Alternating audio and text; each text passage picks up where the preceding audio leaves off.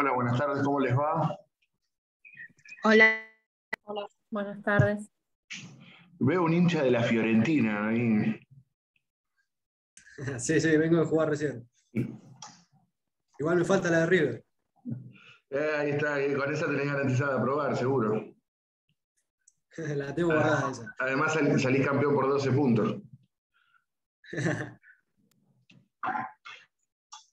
Otro día caluroso al extremo. Ya cuesta a esta altura del año.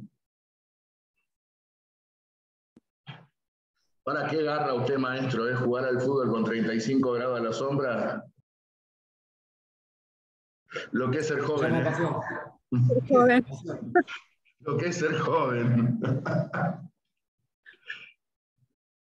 Bueno, ¿alguna pregunta?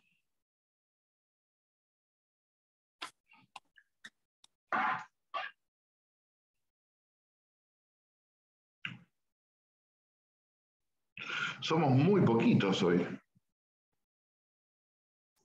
Sí, mal. Bien, vamos a seguir un poco entonces. Nosotros ayer dejamos con las elecciones de 1916. Habíamos visto el triunfo de Hipólito Yrigoyen en aquellas elecciones presidenciales, las vicisitudes que tuvo que atravesar para lograr la mayoría en el colegio electoral y cómo por primera vez, como consecuencia de la ley de sufragio universal masculina, un presidente popular volvía a ocupar la primera magistratura de la nación. En este sentido, empecé a marcar ayer que la llegada de Irigoyen a la presidencia marcó un verdadero cambio de época en lo que se venía dando. Recuerden que les manifesté que, como un dato de color o curioso, no se conocía con el mandatario saliente, es decir, el presidente saliente y el presidente entrante no se conocían, se conocieron en el momento de la transmisión del mando. Del mismo modo que los grandes hombres del elenco estable, los grandes hombres del establishment dejaban de formar parte del gobierno, en el sentido de que los ministros de Irigoyen eran verdaderos desconocidos para el gran escenario político nacional. Eran todos militantes radicales que habían participado de las históricas luchas del radicalismo por el sufragio, pero que no eran gran conocidas para el gran público. Por primera vez, un presidente colocó ministros civiles en las dos carteras militares, es decir, colocó a dos civiles tanto en la cartera de guerra como en la cartera de marina. Y también algunas actitudes que van reflejando el cambio que se venía. Como les había empezado a anticipar ayer y luego se cortó. Días antes de la asunción de Irigoyen, recibe la visita en su casa particular del embajador inglés, y el embajador inglés le pregunta cómo iba a conformar su gabinete. Irigoyen le dice: ¿a usted qué le importa cómo voy a armar mi gabinete? Muy insolentemente, el embajador inglés le dice: bueno, sepa usted que es una costumbre en este país que los gabinetes son consensuados con el gobierno de su majestad. E Irigoyen le contesta: bueno, sepa el gobierno de su majestad que con este presidente esa costumbre se ha terminado. Pero fíjense ustedes, con los hombres del régimen, cómo se menoscababa la soberanía nacional, colocando gabinetes del agrado del gobierno británico, y cómo Irigoyen generaba una ruptura en ese sentido. También es cierto que el gobierno de Irigoyen no iba a ser un gobierno fácil. El gobierno de Irigoyen iba a ser de una conflictividad social muy fuerte, por los momentos difíciles que vivía no solamente la Argentina, sino también el mundo en el contexto de la Primera Guerra Mundial, momentos también de disputas muy fuertes en el campo social y laboral, y por otro lado, un régimen agonizante que todavía daba sus últimos zarpazos defendiendo los privilegios que le quedaban. En ese sentido, cabe destacar que Irigoyen tendría en contra a toda la prensa grande, a todos los grandes diarios de Buenos Aires, principalmente el diario La Nación, de los Mitre, el diario Crítica y el diario... Me habían apodado el peludo, ¿no? ¿Cómo? Me habían apodado el peludo, ¿no? Todavía no, pero ya estamos a nada de que lo apoden así. Ya Sabatín el peludo chico. Claro, exactamente. también el diario La Razón de la familia Gainza Paz, también que luego sería opositora al peronismo. Por otro lado, tampoco le iba a tener fácil en el Parlamento. Tenía minoría en la Cámara de Diputados y contaba con tan solo un senador en la Cámara Alta. La Corte Suprema de Justicia de la Nación mantendría su integración. Por lo tanto, no fue un gobierno fácil el de Irigoyen. También quiero destacar que el gobierno de Irigoyen no fue un gobierno revolucionario ni mucho menos. Si bien genera un corte abrupto con lo que habían sido los gobiernos del régimen hasta ese momento, tampoco es que el irigoyenismo en el poder quiso barrer las bases sobre las que se asentaba el sistema económico y el sistema político para fundar un Estado nuevo. En este sentido, sí podríamos catalogar al irigoyenismo en el poder como reformista. En este sentido, tendió a la democratización de la sociedad y, sobre todo, en el campo económico, no conmovió las bases del sistema agroexportador, sino que solamente intentó la redistribución más equitativa de esa renta agraria diferencial que generaba la exportación de los productos primarios en la Argentina. Y como ya les digo, quizás lo que tendría que haber hecho Irigoyen es, del mismo modo que se había producido un cambio en la primera magistratura a consecuencia de la nueva ley electoral, quizás en esto tendría que haber barrido con todas las instituciones surgidas del fraude. Es decir, declarar caducos los poderes del Estado y convocar a elecciones completas, generales, para renovar completamente ambas cámaras legislativas, declarar en comisión a los jueces, y moldear un nuevo sistema de gobierno sobre la base de la pureza del sufragio. Porque si bien el presidente había arrobado como consecuencia de un fuerte consenso popular, las instituciones políticas, en cierto modo, seguían gobernadas todavía por el antiguo régimen y se le iban a hacer muy difícil a Irigoyen en esta primera presidencia. Y del mismo modo que hubo una conflictividad laboral muy fuerte, también hubo una conflictividad, un enfrentamiento entre el irigoyenismo y el viejo régimen agonizante que tuvo capítulos muy fuertes. Y en este sentido, quiero destacar que sí trató de normalizar las situaciones en las provincias.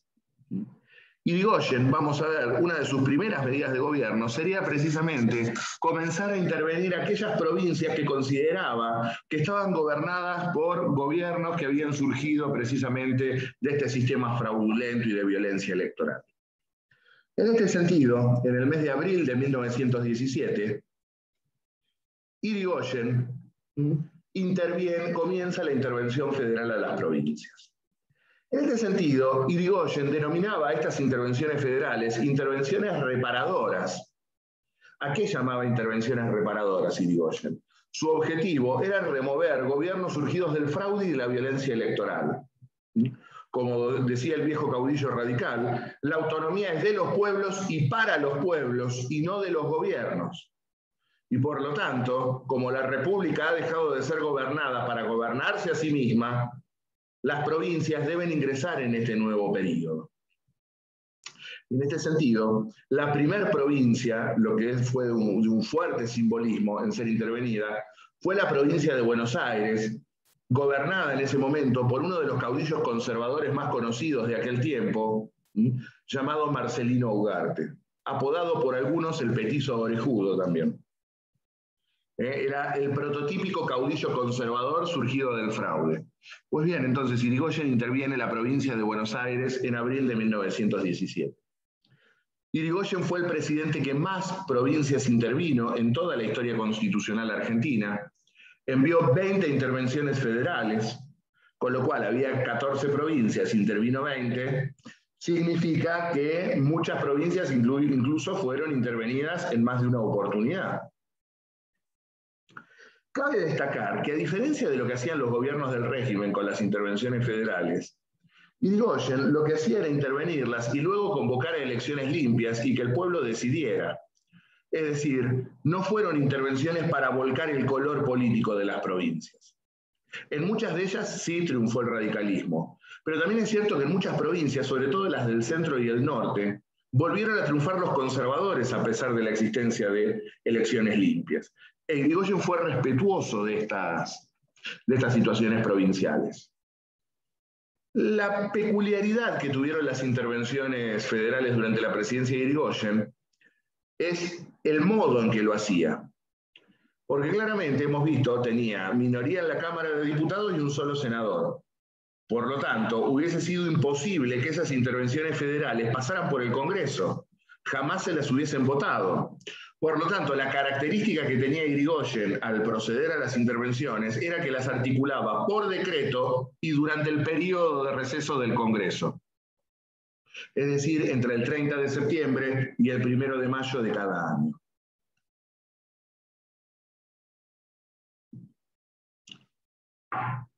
Obviamente, este procedimiento no es el más puro desde el punto de vista constitucional, que intervenga tantas provincias por decreto. Pero cabe destacar que la Constitución del 53-60 en este sentido tenía una laguna, porque no establecía claramente si era una competencia del Poder Ejecutivo o si era una competencia del Poder Legislativo. A mí no me cabe duda que las intervenciones son competencia del Congreso. Sin embargo, reitero, esto recién quedaría expresamente contemplado en el texto constitucional luego de la reforma de 1994. Por lo tanto, si bien uno puede decir, bueno, no era lo más puro lo que hacía Irigoyen, tampoco era rotundamente inconstitucional, porque, reitero, había un vacío legal en el texto constitucional. También es cierto que, vuelvo a reiterar, con la minoría que tenía en el Congreso, jamás hubiese podido sacarlas por vía del Parlamento. Es más, fue tan fuerte el enfrentamiento entre Irigoyen y el Congreso, para que se den una idea, que directamente ni siquiera concurría a inaugurar las sesiones del Congreso. Mandaba una breve nota para que fuera leída por el presidente del Senado. Así de fuerte fue el enfrentamiento entre Irigoyen y el Congreso conservador. Otro de los aspectos sustanciales que debemos marcar de las presidencias de Irigoyen fue su política exterior. Creo que es de lo más trascendente del gobierno de Irigoyen su política exterior, porque volvería a un principismo y a una defensa irrestricta de la soberanía que no se veía desde los tiempos de Juan Manuel de Rosas.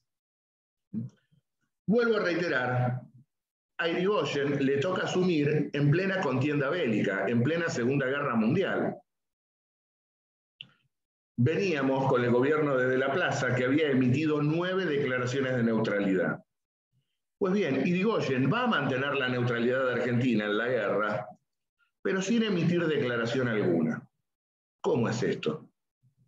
Irigoyen, ¿qué era lo que sostenía? Miren, el estado natural de una nación, el estado natural de las naciones, ¿cuál es? La paz.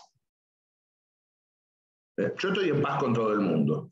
Si la Argentina no le ha declarado la guerra a nadie, pues entonces quiere decir que está en paz con todo el mundo. Yo no tengo absolutamente nada que declarar. En todo caso, si corresponde, declararé la guerra. Pero no tengo por qué emitir ninguna declaración de neutralidad. La Argentina se encuentra en paz con todas las naciones del mundo. No le ha declarado la guerra a nadie y, por lo tanto, ejerce su legítimo derecho de mantener relaciones con todas las naciones del mundo. Y tenía razón Irigoyen, ¿por qué tengo que declararme neutral? Si en esencia yo no le declaré la guerra a nadie.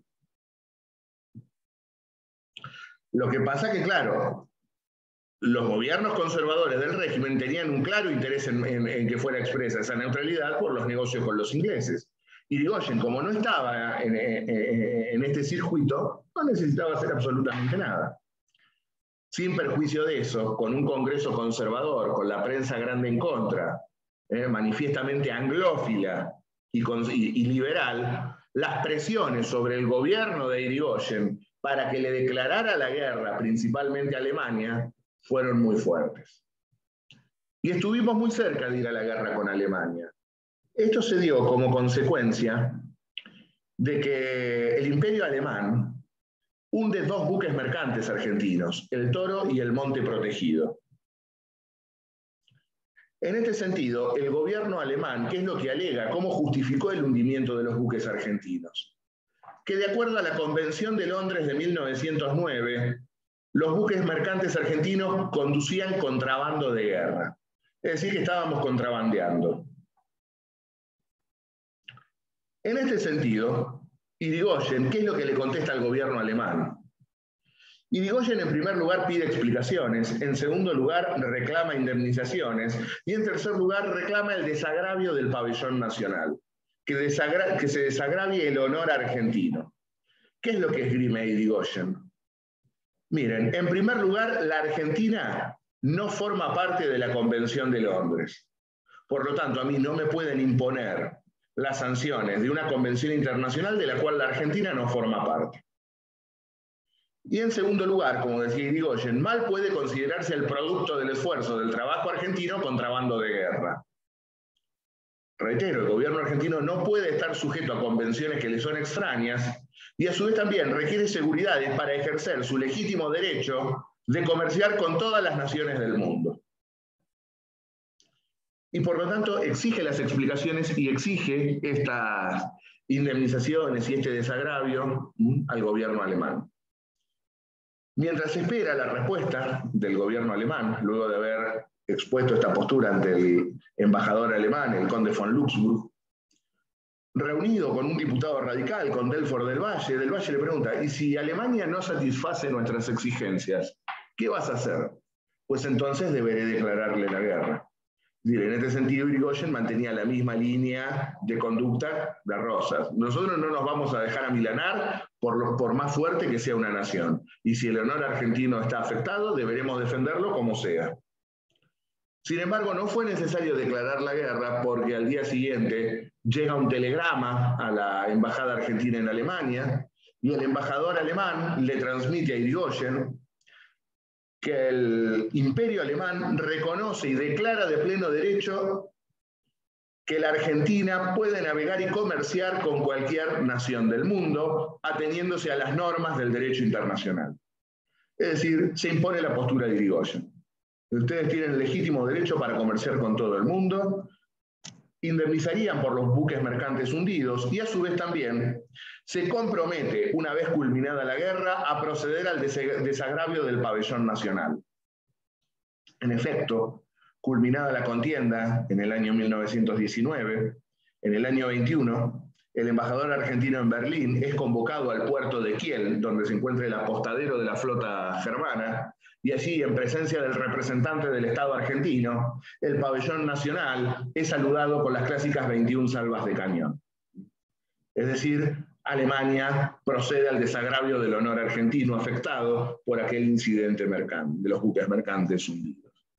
Fíjense con la diferencia con De la Plaza, que le habían hundido el vapor Mitre y no reclamó nada. Irigoyen dijo, bueno, señores, yo tengo derecho a comerciar con todo el mundo y me desagravian el pabellón. Ahora bien, el tema sería, ¿cuál era la política de posguerra? No sé si ustedes lo saben, pero bueno, en noviembre de 1918 culmina la Primera Guerra Mundial, el Segundo Imperio Alemán colapsa definitivamente, con lo cual las potencias aliadas se declaran victoriosas en la guerra.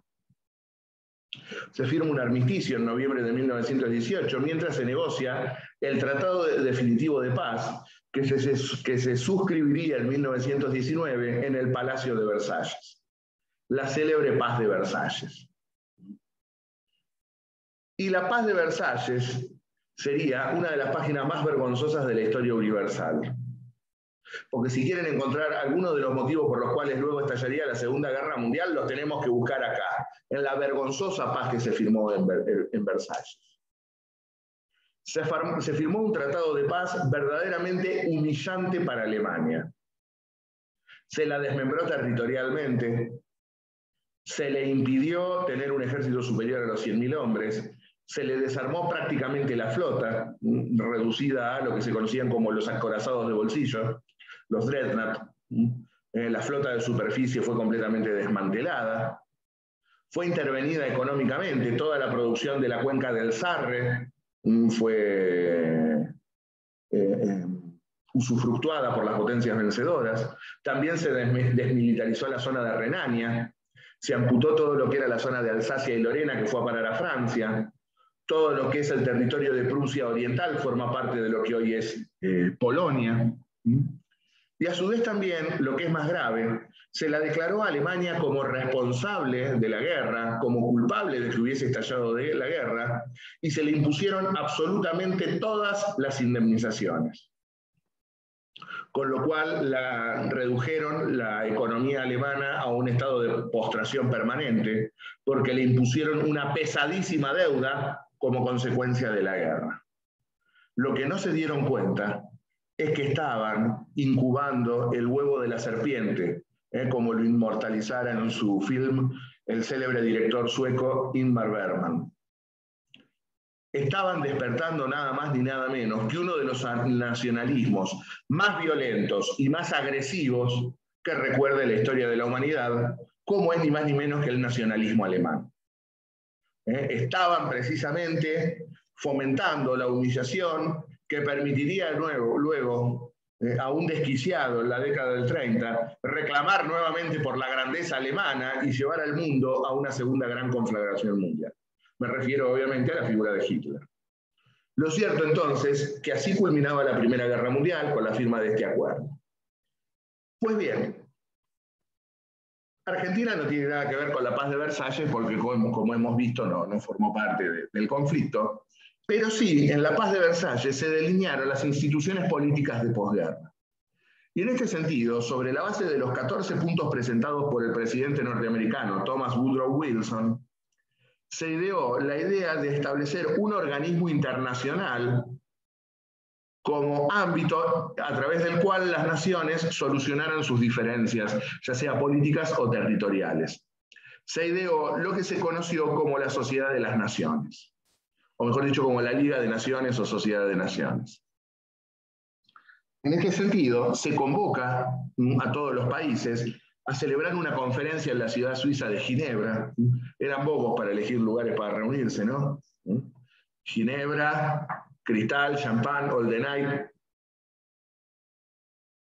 Lo cierto es que este organismo que quería crearse, este organismo multilateral, que sería un antecedente de la actual Organización de las Naciones Unidas, no iba a respetar el principio de igualdad jurídica de los estados, sino que hacía una clara diferenciación entre países vencedores, no beligerantes y derrotados.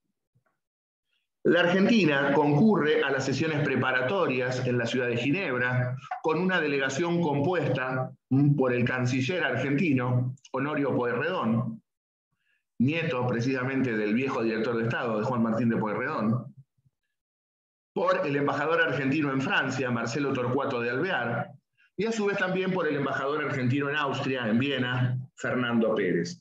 Estos tres concurrieron a Ginebra a sostener cuál era la postura del gobierno argentino. Irigoyen sostenía que no tenía que ser una liga de naciones, sino que tenía que ser una liga de las naciones, es decir, una liga en la cual estuvieran representadas igualitariamente todas las naciones del mundo, sin distinciones entre vencedores, vencidos, beligerantes o no beligerantes. Si queremos partir de un organismo que verdaderamente asegure la paz mundial y la solución de conflictos, no puede ser que solamente tengan en voz y voto los vencedores. Todos tenemos que estar con voz igualitaria en el seno de la Asamblea. En este sentido, la Argentina, a través de su delegación, presenta la moción e Irigoyen instruye a la delegación argentina diciéndole, miren, presenten la postura del gobierno argentino y si no la tratan, se vuelven. En este sentido, la asamblea que se estaba reuniendo toma la postura argentina y dice, bueno, vamos a crear una comisión para estudiar esto de qué es lo que está planteando la Argentina. Como diría luego un presidente, si quieren que algo no funcione, creen una comisión al efecto y dormirá el sueño de los justos. En efecto, no le quisieron decir que no de una a la delegación argentina, le dijeron, bueno, vamos a crear una comisión para estudiar el caso, listo, no jodan. Lo cierto es que estos no cumplieron las instrucciones de Irigoyen, porque Irigoyen les dijo, bueno, presenten la moción y si no se la tratan, no se la aprueban o lo que sea, se retiran de las reuniones. Y estos no se volvían, claro, imagínense, estos estaban de joda en Ginebra. hasta que Irigoyen amenazó con destituirlos, lisa y llanamente. Allí lanzó también una de sus frases antológicas: se es radical de principio a fin, anteponiendo el espíritu por sobre el medio, cualquiera que éste sea. O se vuelven o considérense destituidos. Y finalmente, la delegación argentina se retira de la Liga de las Naciones como consecuencia de que la posición argentina no es siquiera tomada en consideración para ser estudiada. Creo que Irigoyen tenía razón en cuanto a los efectos que generaba esto. En efecto, fue un gran fracaso del derecho internacional, la Liga de Naciones, porque estábamos en 1919, 1920, en 20 años más estallaba, en 20 años más o menos estallaba otra guerra, así que claramente fracasó estruendosamente la Liga de Naciones. Y la otra cuestión que debemos marcar de la presidencia de Irigoyen en cuanto a su política exterior, es que desarrolló una política claramente antiimperialista y latinoamericanista. En este sentido, Irigoyen se mostró opositor a la intervención norteamericana en Santo Domingo, capital de la República Dominicana, que en 1916 había sido ocupada militarmente por los Rangers de la Marina norteamericana. En este sentido, también hay una anécdota que pinta lo que fue el gobierno de Irigoyen en este aspecto, porque el buque insignia de la flota argentina, de la Armada Argentina, estaba de tareas y debe ingresar al puerto de Santo Domingo para reabastecimiento y mantenimiento. Cuando el buque argentino está ingresando al puerto de Santo Domingo, ve que flamea allí no el pabellón dominicano, sino el pabellón norteamericano. Y el comandante del buque solicita instrucciones, dice: presidente, ¿qué hago? Y Irigoyen le contesta: no salude ningún pabellón que no sea el dominicano. Entonces, claro, las autoridades del puerto estaban esperando que el buque argentino saludara, y el buque no saludaba. Estaba desembarcando y no saludaba. Hasta que un grupo de ciudadanos dominicanos, con unos trapos que lograron juntar, improvisan la bandera dominicana y la izan. Y cuando flamea el pabellón dominicano, ahí sí se cuadra en formación toda la tripulación del buque y saludan al pabellón dominicano también con las 21 salvas de cañón. Luego el presidente dominicano en una misiva le diría a Irigoyen: presidente, por 5 minutos nos devolvió la dignidad y la soberanía. Es decir, fue una constante de Irigoyen en este sentido. Fue un ferviente opositor a toda política intervencionista norteamericana, principalmente en el Caribe, que siempre fue considerado por los yanquis su patio trasero. Y en efecto, Irigoyen ideó un proyecto de Congreso Panamericano en el que estuvieran representadas todas las naciones del continente, con excepción de los Estados Unidos, idea que termina fracasando por el boicot norteamericano, precisamente. Solo concurrieron delegaciones de México y de Colombia a ese proyecto de Congreso. Proyecto que a su vez el embajador norteamericano se lo dijo con todas las letras a Irigoyen: la idea es buenísima, pero afecta a nuestros intereses. Por lo tanto, nos opondremos con todo lo que tengamos a disposición. Y también, otra cuestión que quiero marcar en el marco de la política exterior de Irigoyen, es que presentó un proyecto al Congreso de la Nación para condonar la deuda ilegítimamente impuesta al Paraguay como consecuencia de la guerra de la Triple Infamia. Proyecto que obviamente fue rechazado por el Senado con mayoría conservadora. Recién esta deuda sería condonada durante la presidencia constitucional de otro presidente popular, Juan Domingo Perón. Y como verán, cuando hay gobiernos populares se gobierna en un sentido, y cuando hay gobiernos liberales, conservadores, oligárquicos, se gobierna en otro rumbo muy distinto. Esto en cuanto a la política exterior de Irigoyen que quería marcar. También es trascendente lo que fue la política petrolera de Irigoyen, porque el radicalismo está asociado prácticamente a la creación de lo que el propio Alfonsín denominara una de las joyas de la abuela. Me refiero a YPF. En este sentido, ¿qué había ocurrido con el petróleo? Los primeros pozos cerca de Comodoro Rivadavia habían sido descubiertos en 1907 durante la presidencia de Figueroa Alcorta, y de conformidad con el viejo código de minería, la propiedad del subsuelo correspondía al titular del suelo. Por lo tanto, los pozos petroleros correspondían a los dueños de la tierra. Figueroa Alcorta, ya claramente conocedor de la vital importancia estratégica que tenía la industria petrolífera, no quería permitir que esto fuera explotado por particulares o que quedara en manos de particulares. Por lo tanto, aplicó a los pozos petroleros la ley de tierras fiscales, con lo cual provisoriamente estos quedaron en manos del Estado.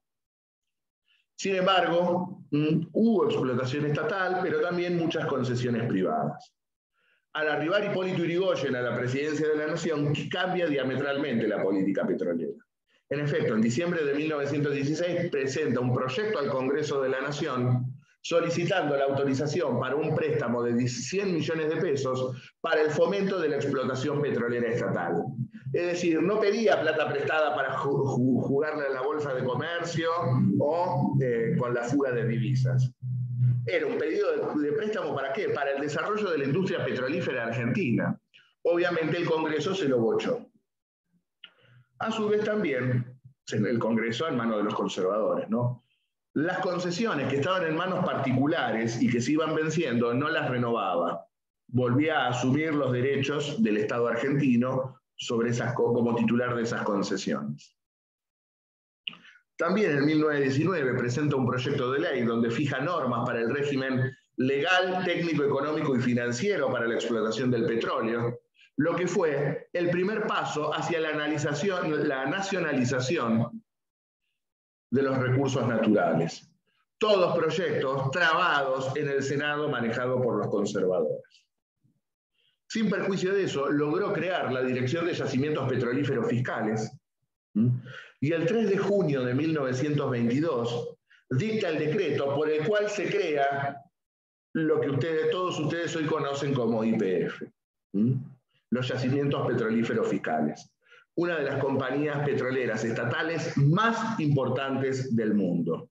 Ayer, hoy y siempre. Es una de las petroleras más importantes del mundo, YPF, y que han tratado de destruirla los liberales desde todos los wines, y no han podido. Por otro lado, también, Yrigoyen presentó un proyecto al Congreso declarando de utilidad pública y sujeto a expropiación todos los elementos necesarios para la explotación del petróleo. Hoy a Yrigoyen, por medidas como esta, le dirían poco menos que comunista. Imagínense, si por un poquito de intervención estatal en la economía te dicen trosco, zurdo, andate Cuba, imagínense lo que hizo Yrigoyen, pero era un bolche revolucionario, expropiando material para la explotación del petróleo. Esto es lo principal de la política petrolera de Yrigoyen. En efecto, Yrigoyen siempre tuvo cabal dimensión de lo que significaba la industria hidrocarburífera y siempre, desde el minuto cero de su presidencia, abogó por la nacionalización de los recursos naturales. Cuestión que siempre le fue retaseada, tanto en su primera como en su segunda presidencia, por los congresos opositores. Y del mismo modo que Yrigoyen era defensor de una industria petrolífera estatal, también consideraba que los ferrocarriles debían estar en manos del Estado. Yrigoyen, ¿qué era lo que veía con los ferrocarriles? Lo que vemos todos, que fueron trazados no para el desarrollo de la economía argentina, sino para facilitar la salida de los productos agroprimarios o agroganaderos a través del puerto hacia el principal socio comercial de la Argentina, Inglaterra. Es decir, fueron diseñados para una factoría colonial, un granero colonial. Eso es lo que era la Argentina, un granero colonial. Por lo tanto, Yrigoyen, ¿qué es lo que veía? Zonas del país completamente incomunicadas, porque, reitero, toda la red ferroviaria estaba trazada en forma paralela, confluyendo a modo de embudo sobre el puerto. Es decir, el país no estaba unificado con ferrocarriles transversalmente. Es decir, para ir de una ciudad a otra, no estaba comunicada, ponerle Mendoza con Córdoba. Tenías que hacer Mendoza, Buenos Aires, Córdoba. No estaba unificado el país. Yrigoyen consideraba, en consecuencia, que había que desarrollar las economías del interior Había que fomentar las industrias del interior, buscar la salida de nuevos mercados, principalmente el mercado del Pacífico, con Chile, con Bolivia, y por lo tanto proyectó ferrocarriles de fomento estatales para unir el interior y favorecer a las economías regionales. En este sentido, había zonas del interior que estaban manifiestamente incomunicadas entre sí. Pues bien, Irigoyen que sostenía, en un país tan extenso territorialmente como la Argentina, no puede haber ferrocarriles solamente confluyendo en el puerto. Tiene que estar unida toda la República a través de una red ferroviaria. Y obviamente a los particulares no les interesaba unificar el interior ni explotar las economías regionales, porque apuntaban a otros intereses. Por eso Irigoyen consideraba de vital importancia la intervención del Estado en el desarrollo de los ferrocarriles. Más aún todavía, proyectó junto con Chile y con Bolivia el célebre ferrocarril de Guaitiquina, precisamente para poder sacar los productos del norte a través del Pacífico. No necesariamente recurrir al puerto de Buenos Aires, que la producción del noroeste saliera a través de Chile y de Bolivia al mercado del Pacífico. Obviamente, todos estos proyectos también fueron frenados por el Senado, que prácticamente tenía unanimidad conservadora. Y con esto ya estamos viendo también que la política económica irigoyenista, no digo que fue revolucionaria ni que marcó un quiebre en la historia de las relaciones económicas de la Argentina, pero sí se vio marcada por una fuerte intervención del Estado en la economía. Y en este sentido también, durante la presidencia de Irigoyen, se produjo un incipiente proceso de industrialización por sustitución de importaciones como consecuencia del cierre de los mercados tradicionales a los cuales la Argentina le compraba insumos industriales, como consecuencia de la caída de los mercados por la Primera Guerra Mundial. Por lo tanto, la Argentina, que importaba prácticamente todo, lenta y anárquicamente, si se quiere, comienza a desarrollar pequeños talleres industriales que dieron pie a una incipiente industria nacional. Quizá creo que aquí estuvo el límite claramente de la política irigoyenista. Irigoyen en este sentido, él mismo era ganadero, había tenido varios campos, todos vendidos, mal vendidos, los usaba para todas las deudas que contraía para solventar las revoluciones radicales. Ya no era un estanciero, pero tenía mentalidad agropastoril. Es decir, bajo ningún concepto concibió la idea de industrializar el país. Es decir, que fuera el Estado quien asumiera el proceso de industrialización.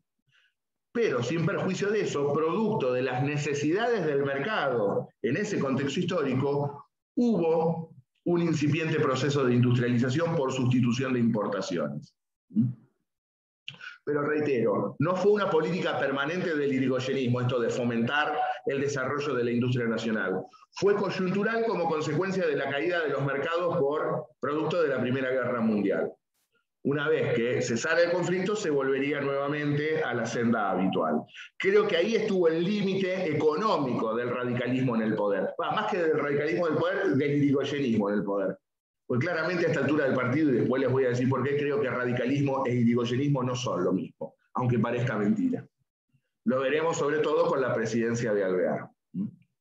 A su vez también tuvo una política de defensa de las divisas, cerró la caja de conversión y prohibió la exportación de oro, ese drenaje permanente histórico de divisas que sufre la Argentina.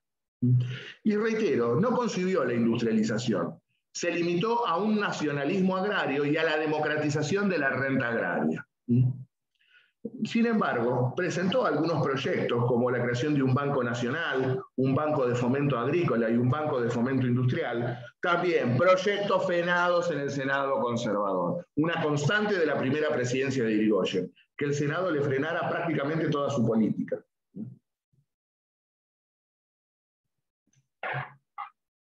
Y en materia económica nos queda ver